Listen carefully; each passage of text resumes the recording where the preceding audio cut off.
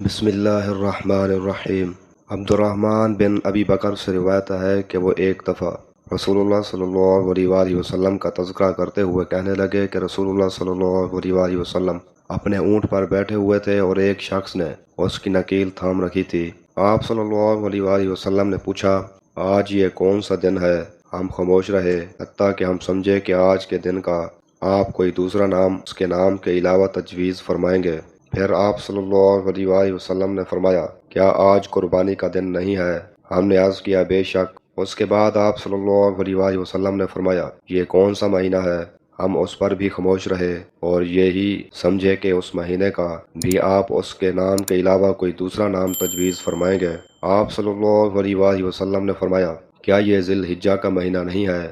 ہم نے عرض کیا، بے شک۔ آپ صلی اللہ علیہ وآلہ وسلم نے فرمایا، تو یقیناً تمہاری جانیں اور تمہارے مال اور تمہاری آبرو تمہارے درمیان اسی طرح حرام ہیں جس طرح آج کے دن کی حرمت تمہارے اس مہینے اور اس شہر میں ہے۔ پس جو شخص حاضر ہے اسے چاہیے کہ غیب کو یہ بات پہنچا دے، کیونکہ ایسا ممکن ہے کہ جو شخص یہاں موجود ہے وہ ایسے شخص کو یہ خبر پہنچائے جو اس سے زیادہ حدیث کا یاد رکھنے والا ہو۔ صحیح بخاری حدیث نمبر 67۔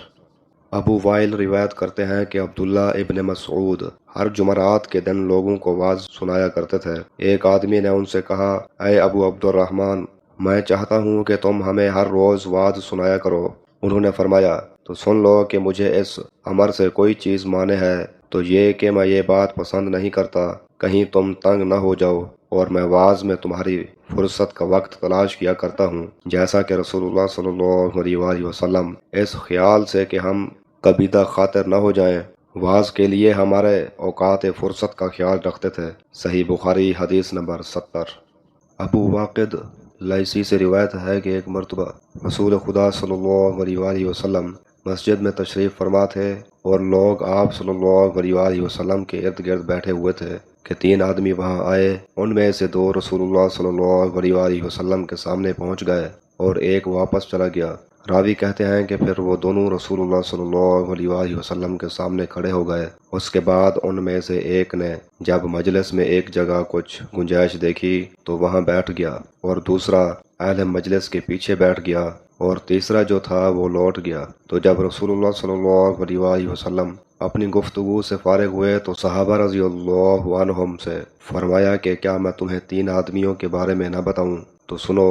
ان میں سے ایک نے اللہ سے پناہ چاہی، اللہ نے اسے پناہ دی، اور دوسرے کو شرم آئی تو اللہ بھی اس سے شرمایا کہ اسے بھی بخش دیا، اور تیسرے شخص نے منہ موڑا تو اللہ نے بھی اس سے منہ موڑ لیا۔ صحیح بخاری حدیث نمبر 66۔